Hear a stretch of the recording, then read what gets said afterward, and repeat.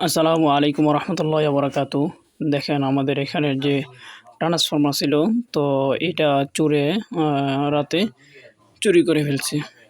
চুরি করে ট্রান্সফর্মারটা তারা নামিয়ে খুলে ভিতর থেকে এই জিনিসগুলি বের করে যে মূলধন, কয়েল বা বিভিন্ন কিছু যে তামা আছে এইগুলি তারা চোরেরা নিয়ে গেছে। আল্লাহ তাআলা চোরদেরকে হেদায়েত দান করুক। তো চোরেরা নিয়ে গেছে কিন্তু আমাদের এখানের মানুষগুলির তো অনেক কষ্ট হচ্ছে। আ এই যে খালি ডাম্পটা এখানে রাইখা গেছে। আর সকল মূলধনগুলো তারা নিয়ে গেছে। তো চোরে তো নিয়া এটা ২, ৪, ৫,০০০ টাকা বা এর চেয়ে বেশি টাকা বিক্রি করতে পারবে। কিন্তু এখানে যে বসবাসরত কত শিশু মাসুম বাচ্চারা আছে, তারা গরমে কত কষ্ট করবে। তা আমরা কত কষ্ট করতেছি।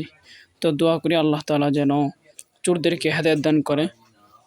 আর যদি হেদায়েত না থাকে আল্লাহ তাআলা তাদেরকে যেন ধ্বংস করে দেয় বা মানুষের হাতে ধরা খাওয়াই দেয়। এইটাই বলি।